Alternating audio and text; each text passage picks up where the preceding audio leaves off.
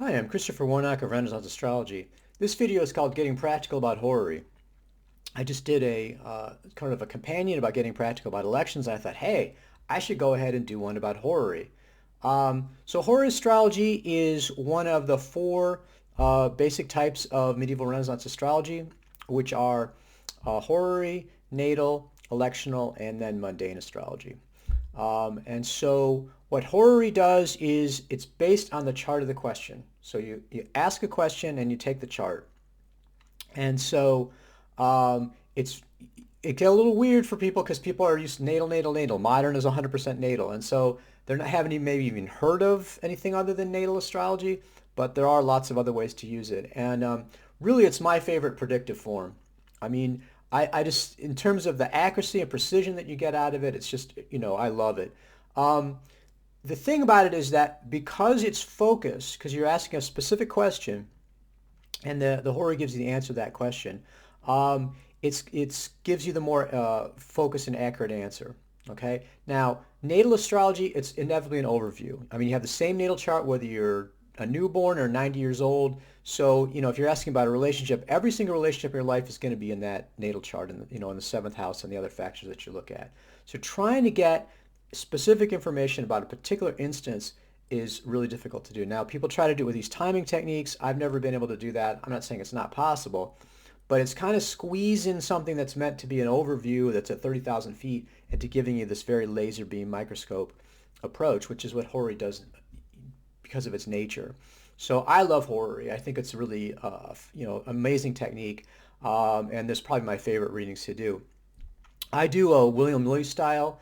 Um, this is the lineage that Olivia Barclay started, the QHP lineage in the 80s. My teacher was Lee Lehman, and I have my Horary students too. So everybody who's trained in this particular style, um, you know, basically is going to have a lot of similarities. I mean, you're going to get, you ask the same question for someone who's trained as QHP, John Frawley, whoever, Lee Lehman, Sue Ward, Deb Holding, their students, you're going to get a pretty similar answer because they're all trained the same. And I'm in the same lineage.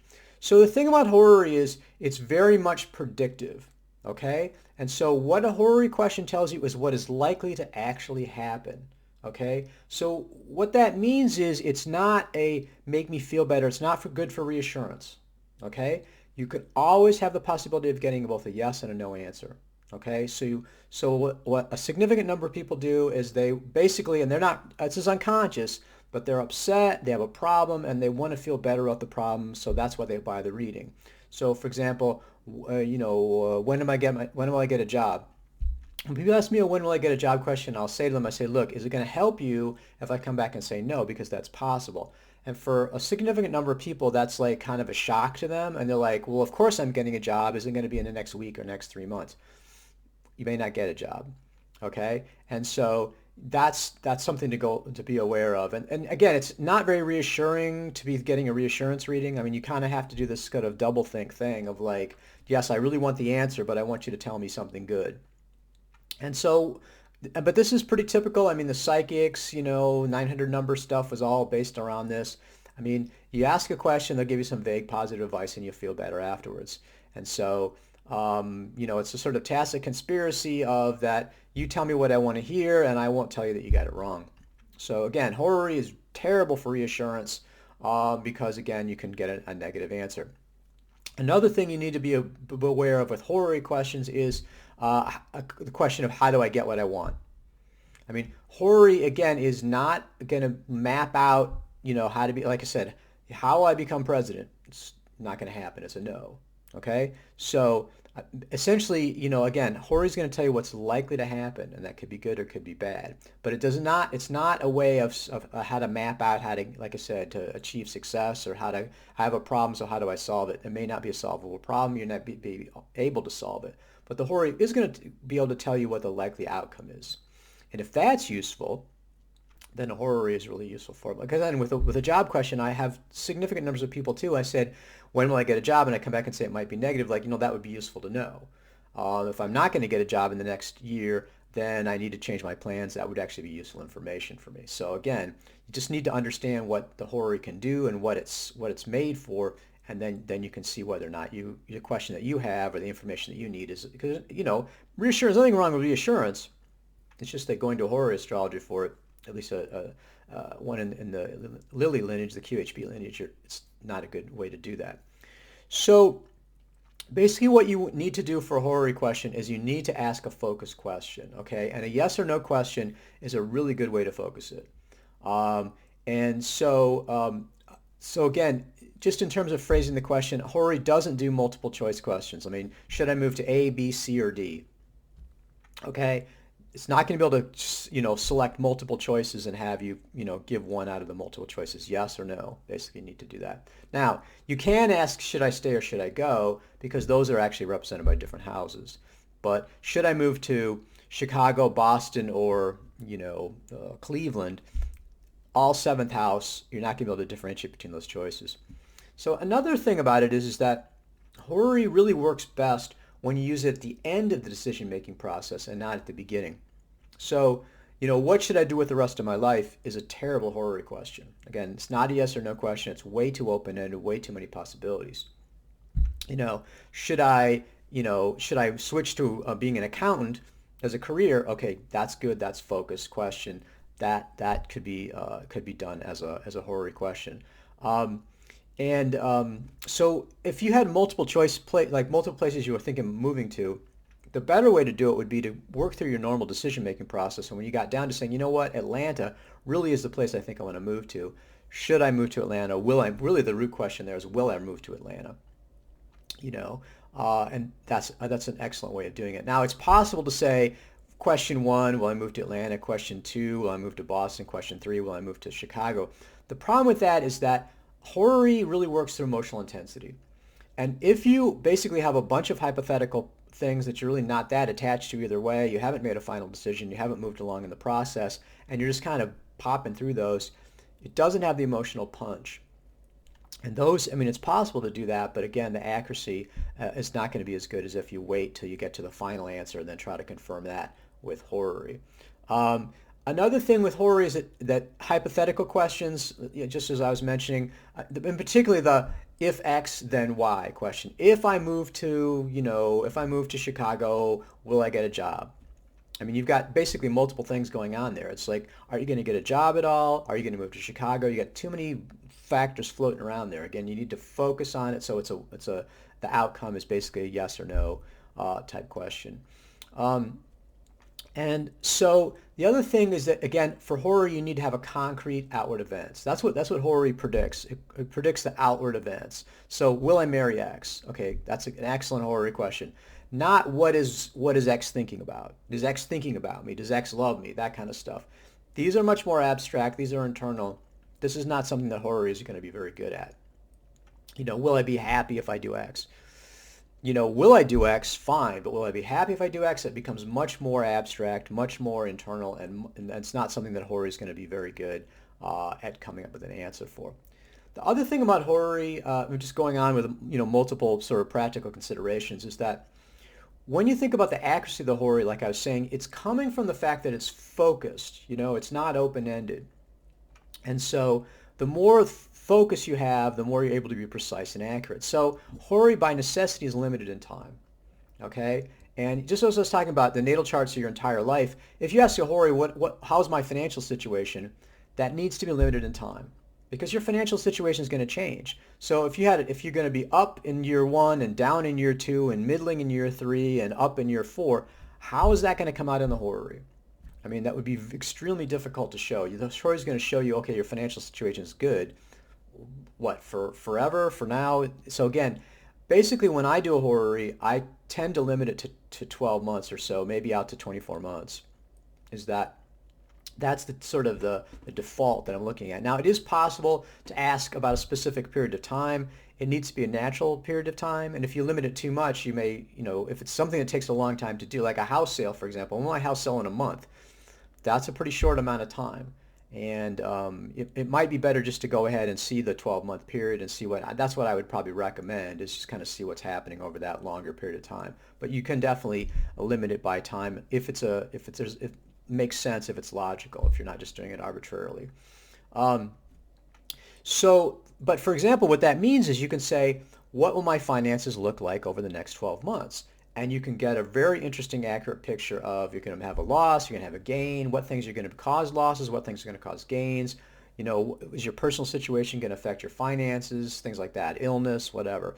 Um, can give you a very useful map of what's going to happen over the next 12 months. So again, that's a useful thing to look at, and the time limitation there is really necessary. So one of the most important things about a horary is that you need to ask the root question. Okay, you really need to get to the heart of the matter and ask what's really going on and what's really important. So, I mean, relationships are an excellent example of this. And so people will contact me and they'll say, the question they want to ask is, will X call me? Is he going to text me? When is he going to text me? Will he contact me? Will I be in contact with them? Will I be friends with X? Things like that. And they're dodging that root question because the root question for a relationship always is, will I have a committed relationship with X? But what's happening is people don't want to ask that question, okay, and they dodge around it. So for example, the contact question, if it's a yes, oh good, then we can have a relationship. If it's no, oh, we can still have a relationship because it's just a no for the contact. It doesn't mean we're not going to have a relationship. Um, so, you know, I have situations where I have questions I don't want to get a no from. And what I do with that is I just don't ask the question. But I don't play games with myself or try to manipulate. That's another thing that people will try to do is they'll try to manipulate the question to get the answer that they want, you know. And again, if you're too specific about the question or trying to limit it too much, then essentially what the question is going to do is for the astrologer is to give me the sense of, what I need to be looking at, what houses do I need to be looking at, and then the houses and the rulers and the aspects and all that are going to give me the story. But you really can't force an answer. That's like when will I questions. That's a good example of trying to force the question. The assumption is, of course, it's a yes. When will I be elected president of the United States? And it's just a matter of time. When will I get a job is a less obvious answer to that. But the answer, you can't constrain it that way because, again, the root question there is, will it even happen at all? And then if it's going to happen, potentially we can get timing indicators. I mean, when people start asking about timing, it's like it's hard enough to get the headline question, the main question. But to get the exact timing of things, that's really difficult. There may not be timing indications in the chart. They may not be accurate. These are secondary to the main question. Same thing with location or something like that. What type of person, if you're talking about a relationship, what kind of person they are. I mean, I know what people are interested in that, but that's you can't constrain it that way. Another problem is getting in terms of asking the root question is that you kind of not just that you're trying to manipulate it, but you kind of get lost in the details. You're so close to the situation that you're not looking at the overall picture. You tend to look at the sort of minutia or the blow by blows that goes along. So, for example, will I win the next hearing in my case? Well, even if you win that hearing, you may lose the overall case. So really the better question there is what would be the outcome of my case. Now, I have to say at this point that because of the state that I live in is very conservative, I can't do anything legal horary. So anything having to do with court or will I get arrested or legal questions or anything like that, I'm not allowed to do. But that's, I mean, for any other horary astrologer, that's a perfectly reasonable question to ask them. But like I said, you don't want to get too caught up in the details of the situation. You want to get the overview really in asking the root question. And if you ask the root question, you're going to get the accurate answer. If you don't ask a root question, if you're asking peripheral stuff, if it's ephemeral stuff, then you're not going to get an accurate answer. And some of the stuff is just way too much under your control. Like when will I do something? I mean, that's totally under your control. It's not something that's really good for a horary question. So when you're thinking about horaries, one of the things it's interesting to me about it is how important it is to have that emotional charge. The more visceral the question is to you, the more emotionally important the question is to you, the better the chart is. And so like relationship questions, for that reason, we have great charts. I mean, people really care about relationships. It's something very important to them. They're asking because they really want to know the answer, and that gives us a really good chart. Generally, I don't have a problem as a professional astrologer with people asking me unimportant questions because they have to pay for it. So that kind of clears out. I had somebody. I remember though early on, I had somebody ask a question and they came back and they're like, "Well, I don't know about the answer, but it's not really. I don't really care." Well, if you don't really care about the question, you're not going to be able to get a good time for that chart. Let me say a little just about the time of the chart because people I don't get it as much as I used to, but still people are like, well, they want to use the time that they ask the question. It's my question. What Lily used and what I use, and I think it's just in my experience has been the most effective, certainly following the tradition in terms of the source, is that the time of the chart is the time that the astrologer receives and understands the question, and you use the location of the astrologer for that.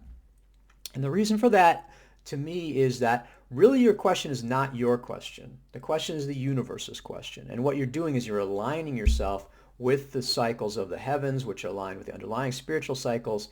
And you don't really complete that circuit until you actually ask the question. Sort of like a confession, you know. And with a horary question, you may have been thinking about the question for a long time. It may have been on your mind.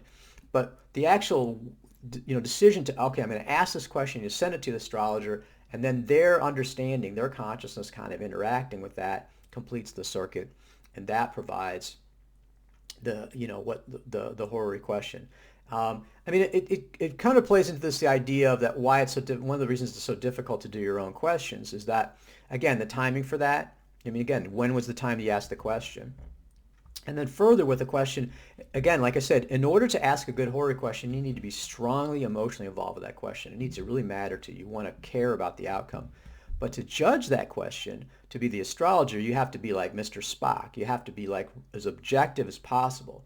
And one of the first things that students of mine have to learn, I think of anyone who's doing the medieval Renaissance astrology as a horary, is that you can't be concerned about whether you get a yes or no answer. What you have to be concerned about is the accuracy of the analysis.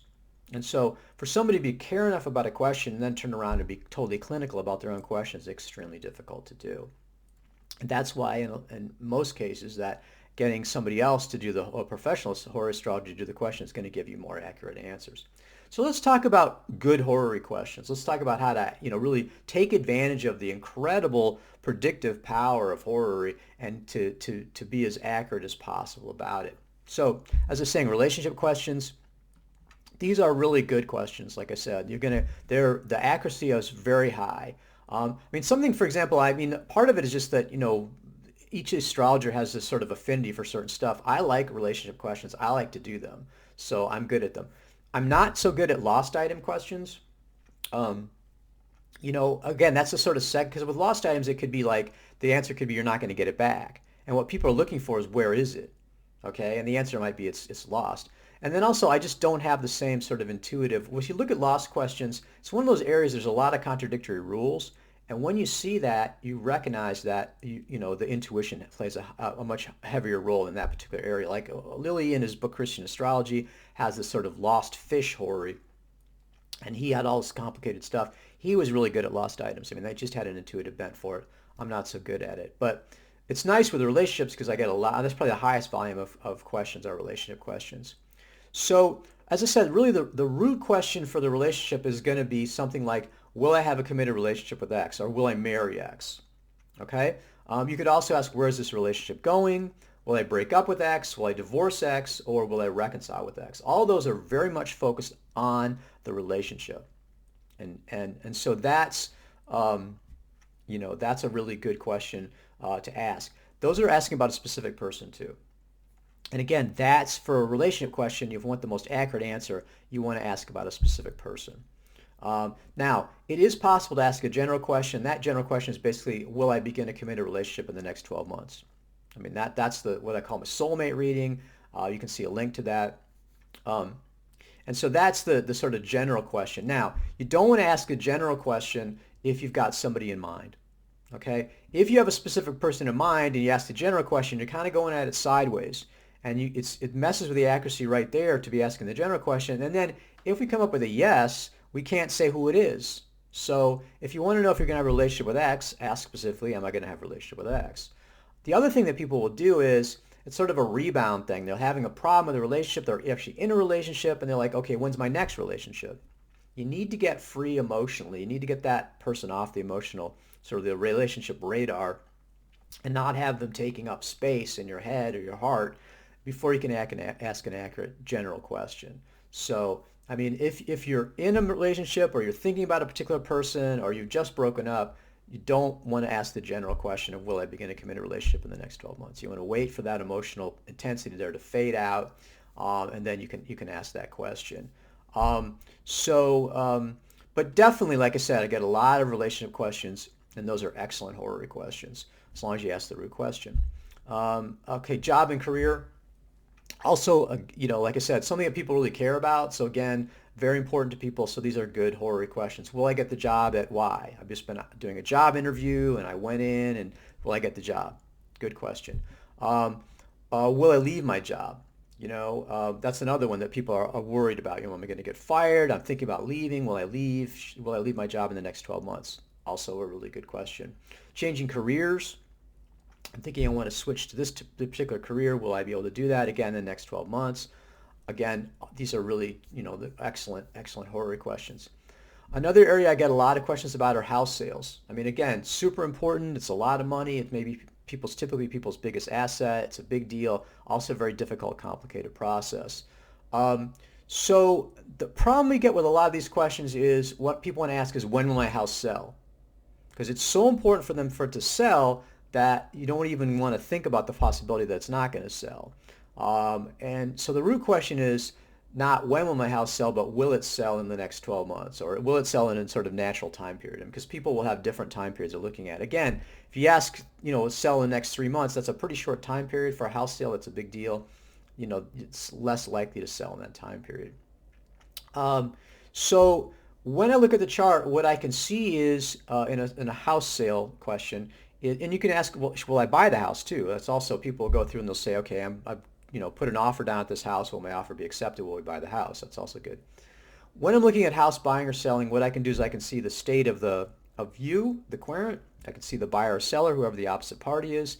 I can see the property, the state of the property, and I can see the price.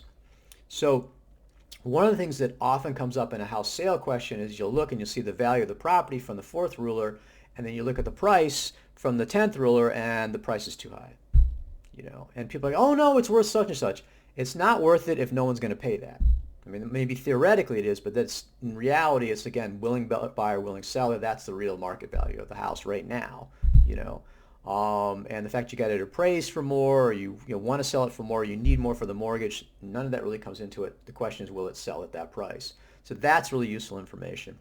Again, in a house buying situation, it's also useful to see, I can look at the state of the house. I can often say, well, there's problems with the foundation potentially, or, with the roof or electrical system or something like that.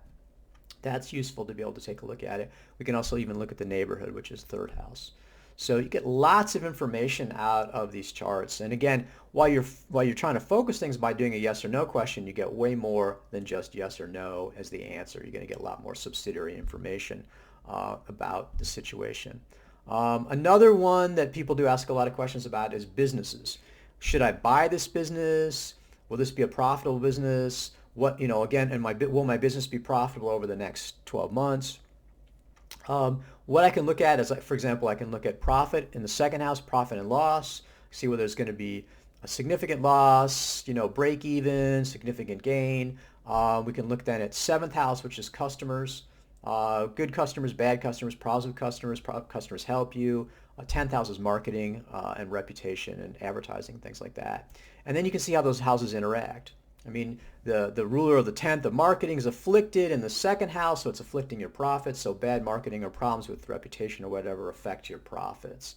So that's also very useful in terms of giving you an accurate look at what's going forward, what's likely to happen for your business. And again, not how to solve the problem, right? But just what's going to happen. And I think that, Horary, like I said, I find it to be one of the most useful tools that I have and my favorite thing to do predictively. But it's new to people. It's different. The modern astrology is very much natal astrology, very Jungian, very psychological. And people try to use it for the sort of predictive stuff. And if you're intuitive, if you're already, you could do tarot or something else. You can still come with very accurate answers. But the technique itself doesn't really lend itself to that kind of focus. Neither does natal astrology in medieval Renaissance. If someone's coming to me and saying, I want to know, if I'm going to have a relationship with this person, and I'm giving you my natal chart. You can do synastry. I have a reading that compares the synastry, but really, when I do that, it's called the complete relationship reading. It has a horary too, and the horary tells you whether you're going to have the relationship or not, whether you're going to break up or have the relationship or whatever. The natal chart, really, we're looking at the psychology and how people interact. And it's interesting to see that, but it doesn't tell you whether or not you're actually going to have a relationship or not. If you really want to cut to the chase, you don't know if you have a relationship, you're going to get divorced or getting married or whatever, horary is really the way to go in terms of getting that answer. So, like I said, it's new to people. I thought and there's a lot of practical considerations. And they're also, I look at my horary clients and I think they're very brave because what they're willing to do is to face the truth about the future, you know, and step out of, the hopes, and the blindness basically, and have the kind of veil cast aside and see what's actually going to happen. And that can be negative. I mean, if you're worried about something, if you're worried enough to ask a horary question about it, it may well be a problem. So, I mean, I think there is a significant amount of negative answers in horary. That can be very useful, though. And so what I find is I have a lot of steady customers that really appreciate the ability to see what is likely to happen, whether it's good or bad. And then they can, plan and make plans accordingly.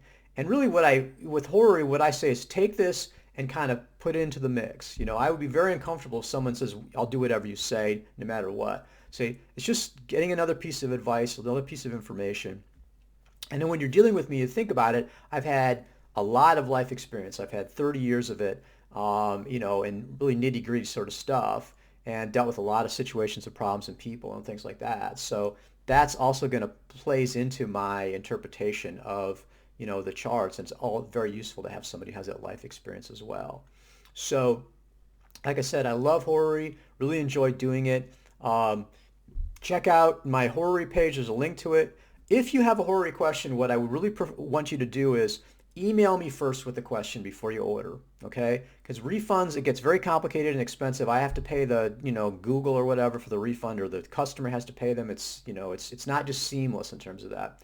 So email me. I can help you formulate the question. If you want to, if you're not really sure how to formulate it or work with it, I'm happy to do that. And then once you get the horary question together, then I can send you a payment link.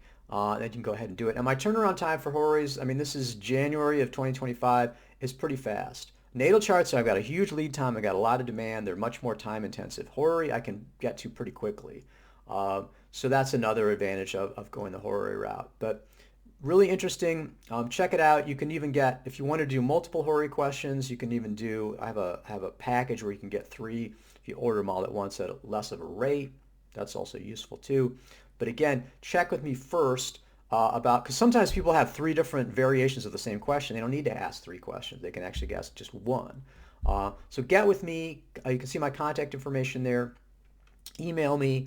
We can formulate the horary question. I can take the chart, and then we can do the payment that way. But also my Horary Astrology course. Again, I love horary. I love teaching it. It's a great predictive tool. And if you're, most people's experiences with natal astrology, it's great to have another sort of tool in your toolbox. Horary, a lot of the questions that people want to know really are answered by horary. I mean, if you're doing astrology, they're aware of natal, but horary actually ends up being a better way of getting the answer that they want, getting the information they want. So anyhow, check out those resources. Hope you find this useful. And again, like I said, I love horary questions. I love answering them, and I also love teaching horary astrology. So check it out.